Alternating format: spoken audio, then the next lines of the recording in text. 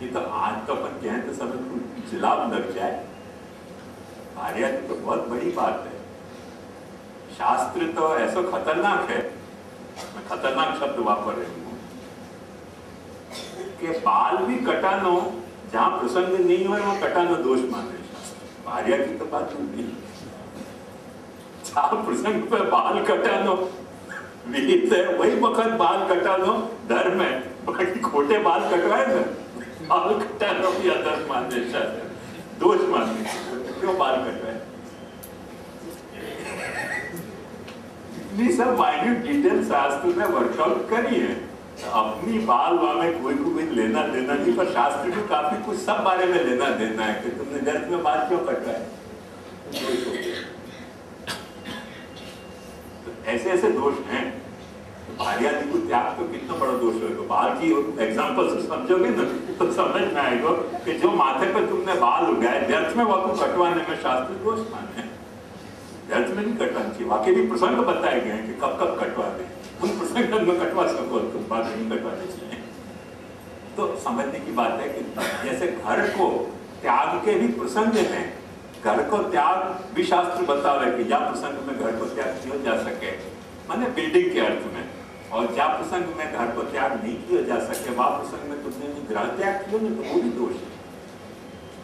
एक साधारण बात समझोगे ना, अपने महाप्रभु जी के चरित्र से तो समझ में आएगी कि संन्यास लेने के पहले पत्नी की आज्ञा लेनी जरूरी थी, करके महाप्रभु जी को कितनी कॉन्फ्लिक्ट का सामना करना पड़े, क्योंकि आज्ञा नहीं दे रहे थे।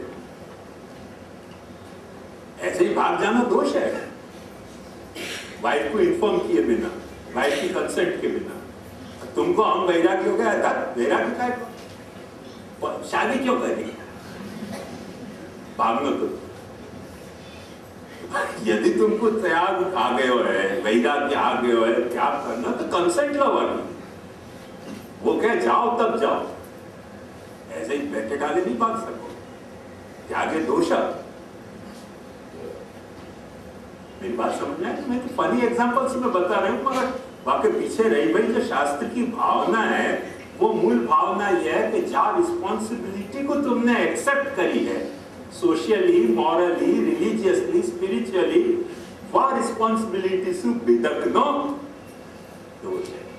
मूल कथा की बात है, एक्सेप्ट मत करो रिस्पॉन्सिबिलिटी, एक्सेप्ट कर रहे हो तो बिदकनो दोष है। मौजे को सर से ही ना गुजर जाए, आस्थाने याद से उठ जाए क्या, ये जो कथा है, मौजे को सर से ही ना गुजर जाए, आस्थाने याद से उठ जाए क्या।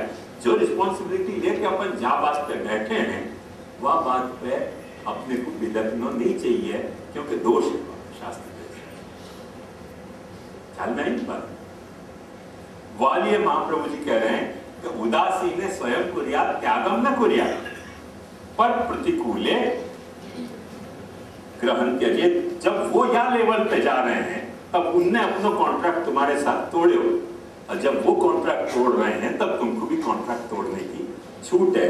अनेन अवैष्णवैः सह अस्मिन् मार्गे न स्थातव्यम् इति उत्तम भवति। क्योंकि जब वक्त वो तुमको सेवा करने नहीं दे रहे हैं, कोई तरह से सेवा करने में तकलीफ पैदा कर रहे हैं, तब उनको छोड़ो, वहां में कोई दोष नहीं है, वहां में तुम जिम्मेदार नहीं हो, तुम्हारा कोई गुनाह नहीं है। क्यों कि अवैष्णव के साथ रहना अपने लिए उचित नहीं है घर में। बात समझ में आई?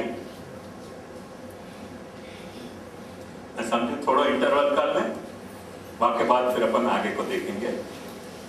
और जो कुछ आपको प्रश्न पूछना है निसंकोच पूछो।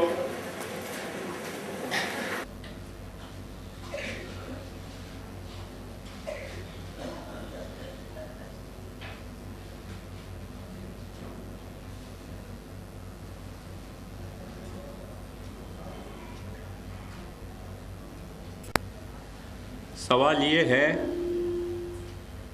अरे वो हमिंग आ रही है। यहाँ जो त्याग की बात श्री वल्लभ कहते हैं और भार्यादिक को ग्रह संबोधित कियो है, तो ममता और ममत्व के कारण त्याग की बात में श्री वल्लभ की क्या आज्ञा है?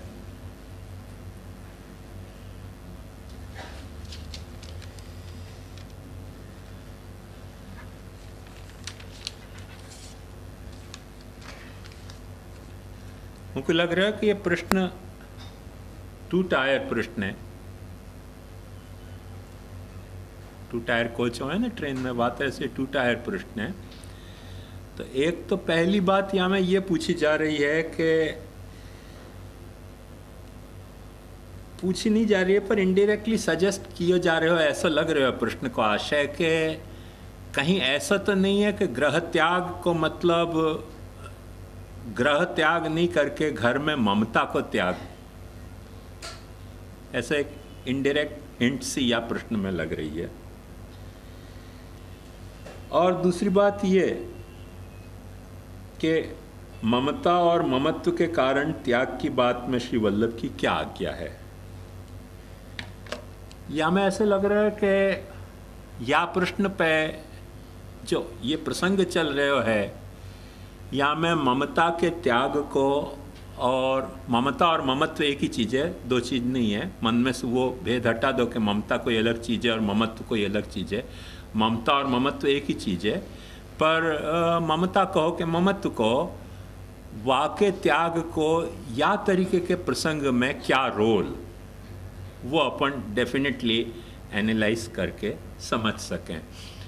तो सबसे पहली बात तो या मैं ये ध्यान है कि भार्यादिकं ग्रहम में ग्रह त्याग जो है वो ग्रहादिक माने भार्यादिक के त्याग की बात है कि भार्यादिक में ममता के त्याग की बात है। ये एक हिंट आ रही हो, ऐसे लग रहा है, पूछे नहीं है यही फॉर्म में ये क्वेश्चन प्रश्न पर, क्योंकि यहाँ वह कुछ ज्वाइन कियो है वास्तु ऐसी हिंट वहाँ में से निकल रही है। तो एक बात ध्यान से समझो कि ममता और ममतास्पद विषय, ये 2 फिनोमिना है ना। ममता जो है वो एक अपनो साइकोलॉजिकल फिनोमिना है, मतलब कि कोई चीज़ को अपन अपना मान रहे हैं, वाह का नाम ममता। कोई चीज़ को मैं मेरी मान रहा हूँ, ये वाह में मेरी ममता है। और जा चीज़ को मैं मेरी मान रहे हूँ वो मेरी है भी, तो वो ममतास्पद मेरा विषय है। थोड़ा सा विषयांतर कर रहे हूँ पर क्षमा करियो, क्योंकि प्रश्न उठ्यो करके मुझको अभी याद आयो।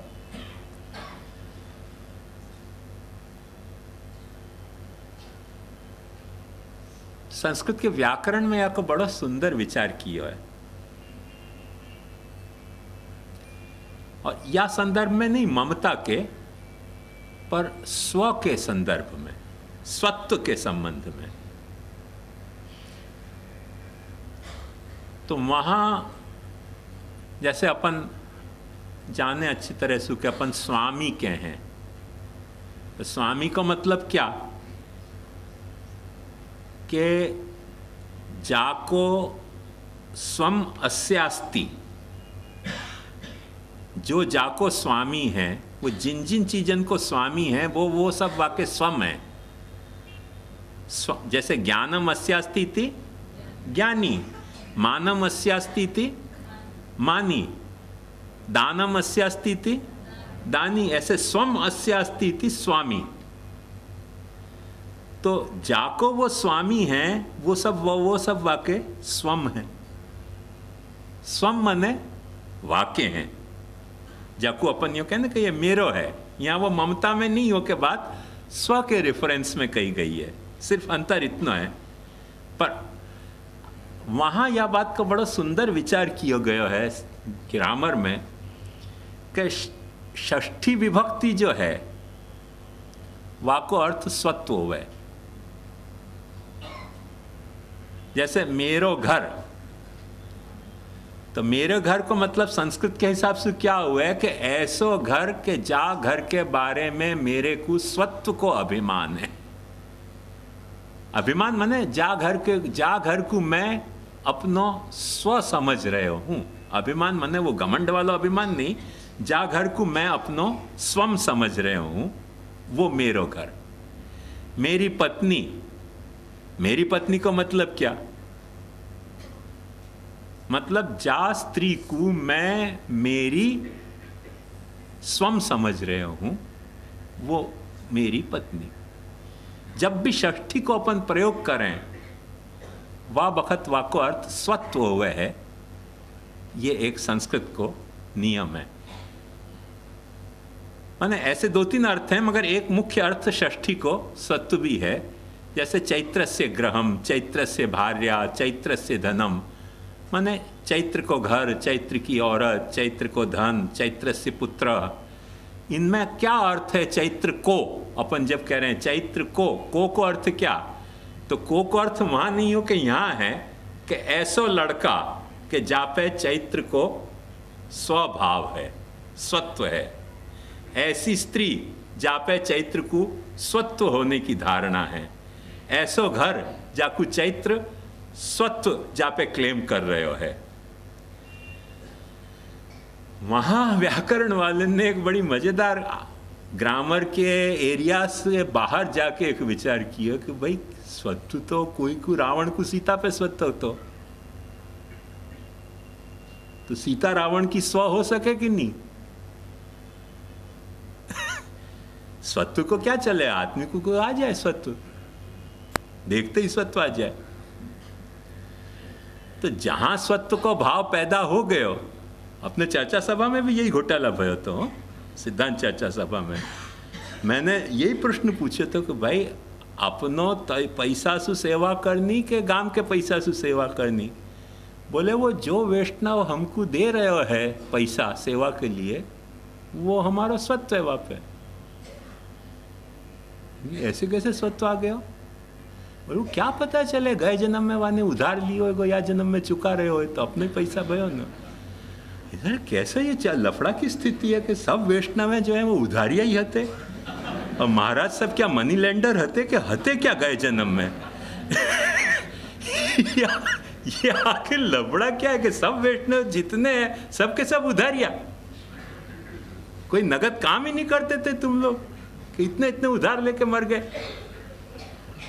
कि सब देते ही जा रहे हो, चुकाते ही जा रहे हो उधार, और फिर कोई जो उधार चुक नहीं रहे हो पाछे इतने इतने साल हो गए। कभी तो ये उधार चुक जाना चाहिए कि नहीं? मतलब जब तक देते जा रहे हो देते ही जाओ, सब उधारी आओ तुम लोग। तो आखिर हम क्या हते गए जन्म में? मनी लेंडर हते कि हते क्या कि हमारा पैसा ले लेके सब तुमने दिवाला फूंक दियो कि अब या वक्त जो है वो हमको सेवा के लिए पैसा दे रहे हो? तो क्या है बेसिकली बात ध्यान से समझो कि स्वत्व को कंसेप्ट नदारा दे रावण जैसा कंसेप्ट है जो पैसा आ रहे हो सब स्वत्व ही है। ऐसे नहीं है। व्याकरण ने आपको बड़ा सूक्ष्म विचार किया है कि स्वत्व कब स्वत्व कहवावे, आपको स्पष्ट व्याकरण ने विचार किया, क्योंकि सत्व की हर भ्रांति सत्व नहीं कहवावे। सत्व की भ्रांति तो कोई भी चीज अच्छी लगे तो अपने को सत्व आ जाए, वहां में सत्व आ गए हो, भाव जग गए हो करके वो सत्व नहीं कहवावे। वहां व्याकरण कारण ने ये किया कि या को मतलब तो ये कि चोर के हाथ में 1000 रुपया आ गए, हाथ में आ गए ना रुपया, बोले तब मेरे हो गए, ऐसे थोड़ी होएगा सत्व। सत्व को मतलब ये है कि जो वित्त को उपार्जन के उपाय बताए हैं शास्त्र में, अब शास्त्र के ठिकाने सोसाइटी ले लो, लॉ ले लो, मॉरलिटी ले लो, रिलीजन ले लो, जो उपाय बताए हैं उन उपायन से यदि तुम कोई चीज पे सत्व को दावा कर रहे हो तो वो सत्व है। बाकी तुमको बैठे बैठाए भाव जग गए हो, अब मुझको भाव जग गया कि हो इतनी सुंदर ऐश्वर्या रहा हो तो मेरी पत्नी होनी चाहिए थी, ऐसे थोड़ी कोई सत्व पैदा हो जाए। अब जाके दावा मान दो कि केवी रीते ना पाड़ी सके, हूँ साक्षात श्याम मनोहर, केम तारो मन नहीं हरतो? નથી ગમતો તો શું કરું? ભલે ઐશ્વર્યા રાય તો મારા માટે જોવી જોઈએ, સત્વ આવી ગયું। अब वो क्या गए जन्म में शायद हम शादीशुदा होंगे या लिए सत्व जगे हो। वानर बुद्धि को चमत्कार देखो, ऐसा भाव क्यों जगे हो मेरे को ऐश्वर्या राय में? जरूर गए जन्म में वो मेरी पत्नी होगी और वह वक्त जब बिछुड़ गए होंगे तो वो अभी तक याद बाकी रह गई है करके पहुंच जाऊं ऐश्वर्या राय के दरवाजे पर। क्या ऐसी कोई स्वत्व निर्णय हो है या तरीके की बेवकूफी सो तो शुद्ध बेवकूफ़ी है ना। स्वत्व निर्णय ऐसे नहीं हुए। स्वत्व निर्णय के शास्त्र ने पैरामीटर बताए हैं, जिन पैरामीटर के आधार पर स्वत्व को निर्णय हो सके, वह ढंग से यदि स्वत्व अपनो अपन को आ रहे है तो स्वत्व है, नहीं तो स्वत्व नहीं है। अब जैसे ये बात अपन समझे ना, वहाँ में दो बात अपने को साफ समझ लेनी चाहिए कि स्वत्व एक अपनो साइकोलॉजिकल स्वत्व है जो अपना वेरी पर्सनल स्वत्व है, और एक स्वत्व अपनो सो टू से सोशल स्वत्व है जो पर्सनल नहीं होके कॉमनली सबको समझ में आ सके ऐसा स्वत्व है। कोई चीज अच्छी लगे, बात ध्यान से समझो, वहां पे मुझको अपना लगे कि भाई ये मेरे को होना चाहिए, वहां में कोई बुरी बात नहीं है। अब ये तो अपने यहाँ कायदा हट गए और दूसरा ब्याह नहीं कर सके। अब समझो ऐश्वर्या है मुझको पसंद होती है, 2 मैरिज अलाउड होते, और मैं जाके प्रस्ताव लेके जाऊं कि भैया मेरे को चाहिए तू, वो मंजूर करे और शादी करें तो स्वतः है मेरा ऐश्वर्या पे। भाई बस जो सोशल नॉर्म्स हैं वाकई हिसाब से वो अलाउेबल है कि नहीं है, वो सारी बातें तो देखनी पड़ेंगी कि नहीं। तो जब वह आधार पे अपन देखेंगे तब सत्व को एक्वायर करने के, सत्व कोई में स्थापित करने के नॉर्म्स क्या हैं, सोशल नॉर्म्स, वो तो मेरे पर्सनल नहीं हो सके। जो मेरे को फितूर चढ़ गई वो सत्व नहीं हो सके, वो सोसाइटी और वो शास्त्र, नीति शास्त्र है, न्याय शास्त्र है, माने कानून को शास्त्र है, समाज के जो अलिखित संविधान हैं उन सबन से सत्व निर्धारित हुए है। जो मन में फितूर चढ़ गई वो सत्व नहीं हुआ है। ये बात समझ में आई ना आपको बराबर। तो वाकई हिसाब से कोई चीज मेरे पास आई है और वाकई बारे में मुझको सत्व को भाव भी है, वो मेरा पर्सनल भाव है जो लॉफुली, अपन सीधे शब्द में कह सकें कि मॉरली लॉफुली जो मैंने एक्वायर किया है और एक्वायर करने के बाद जाकू मैं अपना मान रहे हूँ। तो 2 एस्पेक्ट हो गए ना ममतास्पद वस्तु को। एक तो है वो साइकोलॉजिकल एस्पेक्ट भयो मेरो कि जाके जा में मोकू मेरो ममत्व स्फुरित हो रहा है कि भाई ये मेरो स्वत्व है, और जो मेरो सोशली लॉफुली एक्वायर्ड है वो स्वत्व। ममतास्पद के 2 विषय हैं। महाप्रभु जी उन्हीं 2 बातों को यहाँ पृथक्करण करके समझाना अपना चाह रहे हैं कि भार्यादिकम ग्रहम, वहाँ में तुमको स्वत्व त्याग की कब छूट है, ममत्व त्याग की। अब स्वत्व के ठिकाने ममत्व को रिप्लेस कर लो। ममत्व त्याग की कब छूट है कि जब तुमको प्रतिकूल होते हो, तो उदासीन होने पे तुमको ममत्व त्याग की मैं छूट नहीं दे रहे हूँ। अब तुमको नहीं रहते हो तो वो तुम्हारा हेडेक है। वो कोई महाप्रभु जी ऐसे भी नहीं कह रहे हैं कंपलसरी कि तुम ममत्व रखो ही, पर वो महाप्रभु जी का विषय नहीं है। अब जैसे कोई चीज मुझको नहीं पसंद आ रही है, नहीं पसंद आ रही है तो खत्म हो गई बात। मैं साइकोलॉजिकली वाको अपनो नहीं मान पाऊं, मैं साइकोलॉजिकली अपनो नहीं मान पाऊं करके सोशली वाकू मैं रखड़ तो नहीं कर सकूं कि तलाक तलाक तलाक कह दिया, शराब पी के भी तो बस चलो तलाक, अब चलो वो तो तलाक ही हो गया। अरे ऐसे तो कोई है भाई, तुम होश में हते कि बेहोश हते, क्या हते क्या नहीं हते क्या पता चले। आदमी की 50 परिस्थिति ऐसी हो कि जब मैं आदमी को खुद को नहीं पता चले तो दूसरे को कैसे जजमेंट आएगा एक्यूरेट वाको। तो सोसाइटी के वाकई कुछ नॉर्म्स हैं कि इन परिस्थिति में यदि कोई है सत्व को त्याग तो वह अलावेबल है, और इन परिस्थिति में सत्व त्याग नहीं है तो वह अलावेबल नहीं है। एग्जैक्ट वही बात महाप्रभु जी भी यहाँ कर रहे हैं कि यदि तुमको अनुकूल है तो तुम उनमें सत्व भी रखो, व्यर्थ में ममता त्याग करने की कोई जरूरत नहीं, क्योंकि वो तुम्हारा वित्त है, तुम्हारा ममतास्पद वित्त है। जहाँ ममतास्पद वित्त को तुमको अपने सेवी की सेवा में विनियोग करना है, माने दारागार पुत्राप्त वित्त सब वहाँ में इंक्लूड हो गए। देह इंद्रिय प्राण अंतःकरणी सब अपना वित्त है, माइंडेड। हाँ, ये सब अपना वित्त है। ये सब वित्त को तुमको विनियोग करने को ममता रखनी पड़ेगी, क्योंकि तुम्हारी वाक्य प्रति पॉजिटिव माने फीलिंग्स हैं कि ये मेरो है और इनसु मैं ठाकुर जी की सेवा करना चाह रहे हूँ। अब कोई कारण से में से कोई चीज तुमको नहीं पसंद आ रही है, नहीं पसंद आ रही है, तुम वाको मेरो नहीं मान पा रहे हो, नहीं मान पा रहे हो तो मत मानो, पर वाको निभाना तो पड़ेगा ही ना। यहाँ यद्यपि श्री महाप्रभु जी ने नहीं दिया उदाहरण, पर श्री हरिराय जी आपको बहुत अच्छा उदाहरण दे रहे हैं कि घर को तुमको नहीं पसंद आयो घर छोड़ दोगे? अरे यार, शरीर में तुम्हारे कोढ़ आ गए, छोड़ दोगे क्या? कोढ़ आ गए तो शरीर को समझो, कल शरीर में कोढ़ हो गए हो, गुमड़ाएं फूट गए, करोगे क्या सुसाइड? कौन सुसाइड करे? कोई तो सुसाइड नहीं करे। सड़े भय रख के गांव को, आखे परिवार को तकलीफ देके भी खुद तो जीना ही चाहे ना, सारे परिवार को लोई पी के। तो जब तुम शरीर को नहीं छोड़ पा रहे हो, शरीर में अपनी ममता नहीं छोड़ रहे हो, तो जो सोशली तुमने एक्वायर किया है वहां में तुमको साइकोलॉजिकल ममता नहीं रह गई, तो तुमको सोशली त्याग की छूट मैं नहीं दे रहे हूं। ये क्लियर कट महाप्रभु जी को कंसेप्ट है। और बेचारे महाप्रभु जी क्या करें, शास्त्रीय ढंग से कह रहे हो, शास्त्रीय में दोष मान रहे हो करके। महाप्रभु जी तो आचार्य हैं, वो तो जो आज शास्त्र कह रहे हो की व्याख्या कर रहे हैं, कोई खुद के घर की बात तो कर नहीं रहे महाप्रभु जी। तो शास्त्र कह रहे हो कि जो तुमने सोशली एक्वायर किया, वाक्सु साइकोलॉजिकली तुम डिटैच्ड भी हो गए हो, पर तुमको छोड़ने को राइट नहीं है जब तक कि वाकई कंडीशंस फुलफिल नहीं हुए। छोड़ने के लिए अप्रोप्रिएट कंडीशन क्या होनी चाहिए, वो जब तक फुलफिल नहीं हुए तब तक तुमको ममता, साइकोलॉजिकल ममता छूट गई तो छूट गई, पर तुमको सोशल जो ममता है वाकू छोड़ने को राइट नहीं है।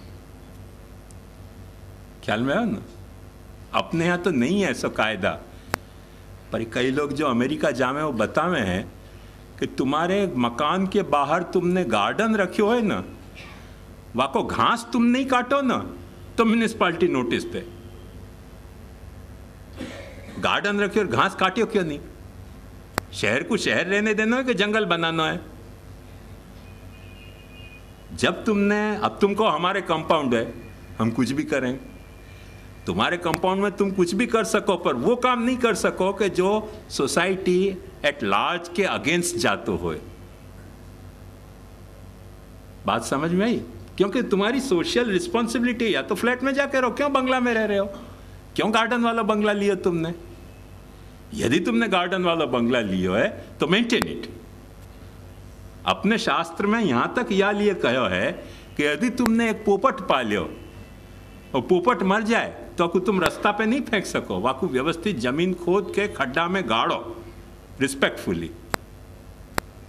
अब पोपट है बेचारा, मर गया, कौन पूछने आएगा? फेंक दो रास्ता पे। मर गयो करके रास्ता पे पोपट को फेंकने की मनाही है। गुसाई जी को पोपट मर गया, गुसाई जी ने अग्नि संस्कार किया, वाको वार्ता में आवे पोपट को अग्नि संस्कार किया, इतनी ममता आती पोपट पे। फेंक नहीं सको तुम, मनाइए। अब पोपट जैसी छोटी चीज को फेंक दो तो कौन को पता चले? रात को अंधेरा में जाके फेंक आना, कौन को पता चले कौन को पोपट या फेंकियो? पर भाई यदि कोई पोपट को तुमने पालियो है, तुम्हारा पोपट कह के, फिर तुमको फेंकने का राइट नहीं है, वो मर गया तो। वाकई शरीर को तुमको फेंकने का राइट नहीं है, वाकू ड्यू रिस्पेक्ट के साथ गाड़ो तुम। शास्त्र स्पष्ट है, शास्त्र ने अपने यहाँ भी उतनी केयर ली है, नहीं तो दोष हो रहे हो। पोपट को फेंक दिया तुमने।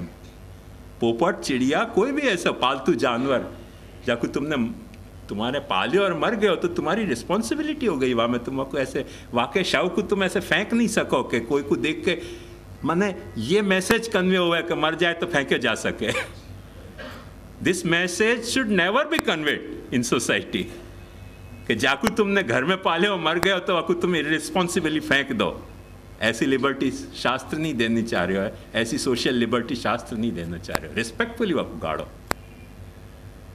अब ये गुसाई जी ने जो कार्य किया वो तो ओवर रिस्पेक्ट के कारण किया होगा। अब उनको क्या भाव होगा आज तो अपन जानना मुश्किल है इतना शास्त्र भी नहीं कह रहे, पर उनको कुछ होगा ऐसा वहाँ पोपट के प्रति लगाव के उनने वहाँ को अग्नि संस्कार तक करवाया।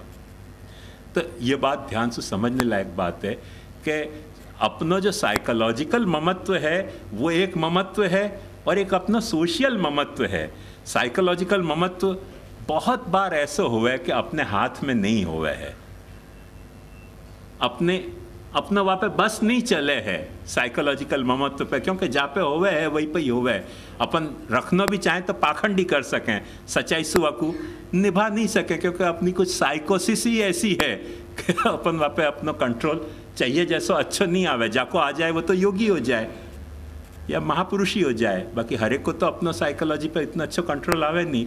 पर सोशल बिहेवियर में जो सत्व है वहाँ के साथ तुम छेड़छाड़ नहीं कर सको हो, वह बात को महाप्रभु जी यहाँ कह रहे हैं कि अनुकूलश्चेत कारयेत उदासीने स्वयं कुर्यात। तुमको ममता त्यागने को छूट मेरी नहीं है। ममता त्याग की छूट तुमको तभी दी जा सके है कि जब वो तुमको प्रतिकूल हो जाए। तब वो प्रतिकूल के पाछे भूलिए मत चारों पैरामीटर देखने के हो। ये बात यहाँ में खास समझने की है। और ममता और ममत्व के थोड़ी हमिंग आ रही है। ममता के कारण त्याग की बात में वल्लभ की क्या आज्ञा है? तो महाप्रभु जी की तो स्पष्ट आज्ञा ये है कि जो व्यक्ति सेवा कर रहे हो है, मैं कल और यह विषय को समझाऊंगा अच्छी तरह से आपको, पर संक्षेप में आज इतनी बात बताना चाहूँगा कि महाप्रभु जी स्पष्ट ये बात माने हैं कि जो सेवा कर रहे हो है वाकु मुक्ति की धांधल नहीं है, वो तो सेवा को एंजॉय कर रहे हो है। जैसे अपने दयाराम भाई कह के रीजे राबड़ी थकी गरीब लोग रे भोगी ने न भावे रे, हमें तो राज ना खासा खवास, मुक्ति मन ना आवे रे। ऐसे होंगे वो गरीब दरिद्र लोग कि जो ऐसे मुक्ति से रीझ जाते हों। हमको मुक्ति नहीं चाहिए, हमको तो सेवा चाहिए, और सेवा भी दरिद्रता से नहीं चाहिए। जो भी कुछ मेरी समृद्धि है वह समृद्धि के साथ मैं तेरी सेवा करना चाहूँ। तेने मुझको क्या क्या दियो वो सब मेरी समृद्धि है। सम्यकतया मेरी रिद्धि, समृद्धि को मतलब सम्यकतया। जो देखो जीवन में दो बातें हुए, एक रिद्धि होवे और एक सिद्धि होवे, तब आदमी गणेश होवे। जाकि दो पत्नी होए ना, रिद्धि और सिद्धि, वो गणेश कहवावे। अब गणेश काय को गणेश, वो गण काय को वहाँ पे डिपेंड करे। अपनो ये पंच महाभूत को एक गण है, पंच महाभूत देहेंद्रिय प्राण को एक गण है, या कि अपन गणेश हैं। तो अपनी भी दो पत्नी होनी चाहिए। हिंदू के लिए प्रोहिबिटेड है तो हो भले, पर दो पत्नी अपनी भी होनी चाहिए, एक रिद्धि और एक सिद्धि, तभी आदमी गणेश हो सके। जाके पास रिद्धि नहीं है या जाके पास सिद्धि नहीं है, वह को गणेश होने को अधिकार नहीं है। गणपति की दो पत्नी बहुत जरूरी है, एक रिद्धि और एक सिद्धि। रिद्धि है पर सिद्धि नहीं है। लाख रुपया जमा करके रखे, खाना ही नहीं आवे, ठूस ठूस के मर जाएगा। रिद्धि है पर सिद्धि नहीं है, सिद्धि है पर रिद्धि नहीं है, तो गणेश नहीं हो सके। गणेश को सीधो सा तका जाइए है कि आदमी की दो पत्नी कंपलसरी है। पत्नी की बात मैं कह रहा हूँ, क्यों गणपति जी आ गए या लिए, बाकी समझ रहे हो, मेरी बात समझने को प्रयास करियो। शाहू बाबा बेपत्नी ने आज्ञा पे चाहिए नहीं कह रहे हो। हर व्यक्ति जो गणेश है वाकई रिद्धि सिद्धि दो पत्नी होनी चाहिए, माने दो वाकई अचीवमेंट होने चाहिए, एक रिद्धि होनी चाहिए, एक सिद्धि होनी चाहिए, तब वो गण को ईश कहवावे। ये जो अपनो गण है, या में भी अपने को रिद्धि सिद्धि दोनों चाहिए। वो अपन अपनी रिद्धि सिद्धि से ठाकुर जी की सेवा कर रहे हैं। यह बात को मत भूलिए, गणेश बन के ठाकुर जी की सेवा करनी है, ऐसे कोई दरिद्र होकर ठाकुर जी की सेवा नहीं करनी है। रिझे राबड़ी थकी गरीब लोग रे, जो भी अपने को रिद्धि प्रभु ने दी है, जो भी अपने को सिद्धि प्रभु ने दी है, उन सारी रिद्धि और सिद्धि को अपन प्रभु के साथ शेयर करना चाह रहे हैं, वह को नाम सेवा है। जो तुम्हारी रिद्धि है, जो तुम्हारी सिद्धि है, वाकु जाप तक तुम ठाकुर जी के साथ शेयर कर रहे हो, बस सेवा को क्रम शुरू हो गया। जब तुम तुम्हारी रिद्धि सिद्धि को अकेले एंजॉय कर रहे हो तो तुम असुर हो, दुष्ट। जब तुम तुम्हारी रिद्धि और असिद्धि, रिद्धि और सिद्धि को त्याग के भागना चाह रहे हो तो तुम असुर नहीं होगे, पर तुम गरीब दरिद्र हो महाप्रभु जी के हिसाब से। वही जाकर भाई कह रहे हैं कि रिझे राबड़ी थकी गरीब लोग रे, भोगी ने न भावे रे, हमें तो राज न खावासा खवास, मुक्ति मन ना है। रिद्धि सिद्धि को छोड़ के काय को भाग रहे हो? रिद्धि सिद्धि को एंजॉय करो अपने ठाकुर के साथ। तो ये बात ध्यान से समझो, ये महाप्रभु जी को अप्रोच है। और यह अप्रोच के कारण महाप्रभु जी अपने को ये समझाना चाह रहे हैं कैसो परिजनश्च कृतार्थो भवति। जो सेवा करने वालों भक्त है वाको तो परिजन कृतार्थ होता है। परिजन का मतलब क्या, कि वाकी रिद्धि सिद्धि सबको सदुपयोग हो जाए है, अन्यथा वाकी रिद्धि सिद्धि जो है वो रखड़ती रह जाए, और वो गणपति जी बेचारे न जाने कौन के गण के ईश रह जाए कि नहीं रह जाए, पता ही नहीं चले। बात समझ में आई ना? सिद्धि विनायक के हैं, रिद्धि विनायक के हैं, क्यों मतलब वाको ध्यान से अर्थ समझो कि कोई भी अपने यहाँ हर मंगल कार्य में गणपति की पूजा करनी, ये क्यों विधान है? वहाँ को ध्यान समझो, क्योंकि गणपति जी की जो है वो रिद्धि और सिद्धि जो है वो स्वामी जी हैं। तो कोई भी कार्य आरंभ करना हो तो तुमको ये दोनों अप्रोच सामने रखने ही पड़ेंगे कि कुछ तुमको रिद्धि चाहिए है, कुछ तुमको सिद्धि चाहिए। रिद्धि विहीन सिद्धि और सिद्धि विहीन रिद्धि, ये दोनों ही जो है वो तुमको गणपति के पद सूचित करके और कोई न कोई दूसरे पद पे फेंक दे हैं। तो आदमी रिद्धि सिद्धि को मालिक होवे है, तो वो रिद्धि सिद्धि से अपन ठाकुर जी की सेवा कर रहे हैं, वो मुख्य मतलब है। वहाँ में ममता त्याग को कोई इतना बड़ा मेजर इश्यू नहीं है, पर वो इश्यू बने हैं। कब इश्यू बने हैं? कोई वक़्त अपनी रिद्धि अपने को खाने लग जाए, कोई वक़्त अपनी सिद्धि अपने को खाने लग जाए। तो जब रिद्धि अपने को खाने लग जाए तब फिर वह रिद्धि को त्याग की भी छूट है। जब सिद्धि अपने को खाने लग जाए तब फिर सिद्धि को त्याग की भी शास्त्र छूट दे कि भाई फिर या सिद्धि को तुम त्याग करो। या के लिए वार्ता भी पढ़ोगे ना तो ऐसी बहुत सी प्रसंग आएंगी कि मुक्ति आई थी, उन्होंने कि भाई अभी पोस्टपोन कर, अभी नहीं चाहिए मुक्ति। क्यों? सिद्धि थी, पोस्टपोन कर दी। भाई हमारे आड़े आ रही है सेवा में, भेंट आई, इतना पैसा आयो, उन्होंने कि विष्ठा ही हटाओ या को। जो भेंट आई वाकू विष्ठा कही। क्यों विष्ठा कही? क्योंकि उनको जो सेवा करनी थी वहां में उनको आड़े आ रही थी वो। तो जब अपने आड़े आ रही है अपनी रिद्धि या अपनी सिद्धि, तो वह को छोड़ने की छूट है। वरना अपने सेवा में जो रिद्धि सिद्धि सहायक हो रही है तो गणानान्त्वा गणपति गुम हवा महे, हर कार्य के आरंभ में गणपति को पूजन रिद्धि सिद्धि के साथ करना ही अपने कार्य को शुभारंभ है। जब रिद्धि सिद्धि के पति को तुम नहीं पूज रहे हो तो कोई शुभ कार्य आरंभ हो ही नहीं सके, सीधी सी बात है। वो मूल अपना बेसिक कंसेप्ट है। तो ये ममता को आखिर रोल है। मैं और बताऊंगा यहाँ पे आपको। दूसरी बात, उदासीनता तय करने में चारों पैरामीटर कंपलसरी हैं। माने समझो कुटुंब के व्यक्ति सेव्य स्वरूप, सेवा, प्रयोजन और सेवा के स्वरूप में उदासीन नहीं हैं, पर सिर्फ सेवा कर्ता में उदासीन हैं, तो क्या वाको उदासीन गिन सकें? अच्छा देखो, ध्यान से समझो।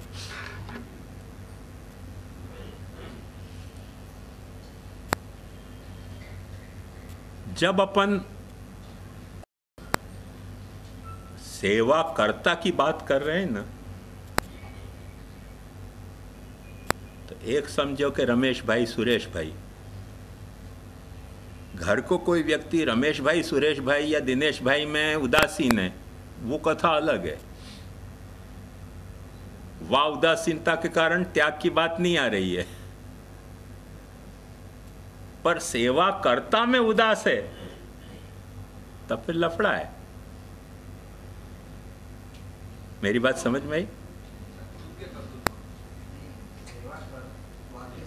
वाकई जो सेवा करता होने की जो एक्टिविटी है या पर्सनालिटी है, वहां में यदि उदासीन है कोई, दैट मीन्स कि कहीं न कहीं वो सेवा में भी उदास है, कहीं न कहीं सेवे में भी उदास है, कहीं न कहीं सेवा के प्रयोजन में भी उदास है।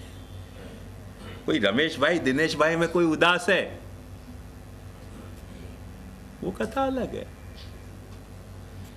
देखो, हर पत्नी जो है ना, एक बात समझो कि जा वक्त बच्चा पैदा हुए ना तो पति में थोड़ी उदास हो जाती हुआ है। वो पति में नहीं उदास हो रही है, पति के पतित्व में उदास नहीं हो रही है, पति को जो व्यक्तित्व है वह में उदास हो रही है, क्योंकि वहां पे अर्जेंट भार आ गया वह पति के बच्चा को संभालने को, तो उदासीन हो जाए वह वक्त। बहुत सारे घरों में झगड़ा यही बात के चलते रहे।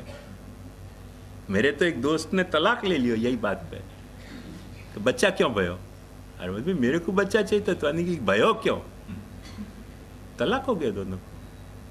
वो औरत कह रही थी मेरे को चाहिए तो बच्चा होने की, नहीं अब नहीं, मैं अपन साथ नहीं रह सके। तो वासु 10 बरस बूढ़ी एक औरत खोज के लाया कि जब बच्चा ही नहीं हुआ। सोचो ऐसे भी हो सके। तो वो बेचारी क्या करे, वो पत्नी नहीं है ना, माँ भी तो है। वो पति को नागवार गुजर गई कि इतनी उदासीनता भी मैं सहन करने नहीं तैयार हूं। ठीक बात है, कोई की ये पर्सनल साइकोलॉजी हो तो वहाँ में कोई अपन क्या कह सकें। बाकी समझने को तथ्य वहाँ में यह है कि हर स्त्री जो है वो अपने पुरुष में उदास हो जाए है।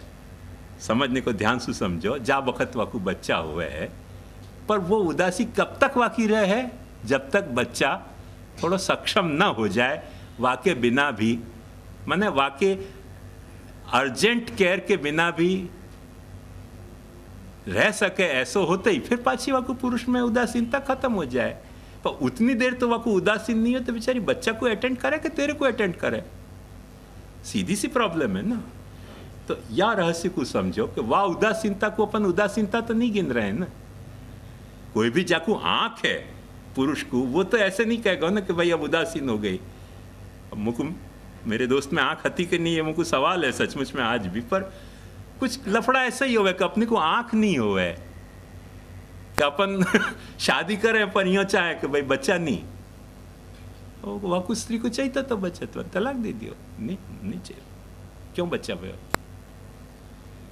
तो आपको पतित्व ही पसंद आता तो पितृत्व नहीं पसंद आता तो 10 बरस बूढ़ी औरत लाया कि हो ही नहीं बच्चा। अब अच्छी बात है, ये भी कोई अपनी अपनी चॉइस है। पर बात ध्यान समझो कि हर वक्त उदासीनता जो है वो कौन से एस्पेक्ट में उदासीनता है, वाकु जब अपन क्लैरिफाई नहीं करें ना तो बहुत लफड़ा हुआ है। सेवा कर्ता में उदासीनता सीरियस मैटर है। और सेवा करता काय को, कौन सेवा करता है, वो रमेश सुरेश दिनेश कोई में उदासीन हो न, वो कथा को सेवा करता से कंफ्यूज करने की जरूरत नहीं है। वहाँ में कोई भी उदासीन हो सके अपनी अपनी रुचि अरुचि के हिसाब से। वह रुचि अरुचि को सेवा करता से कुछ लेना देना नहीं है। पर यदि कोई बहुत साफ सुथरो ऐसे सोच रहे हो कि मैं सेवा करता में उदासीन हूँ, फिर मैटर फिर गंभीर हो रही है। और कोई को कुछ पूछना है तो यहाँ रखें। दृढ़ेन चरणन केरो भरोसो, दृढ़ेन चरणन केरो, श्री वल्लभ नख चंद्र छटा बिन, सब जग माझ अंधेरो भरोसो, दृढ़ेन चरणन केरो, साधन और नहीं या कली में, जासो होए निवेरो, सुर का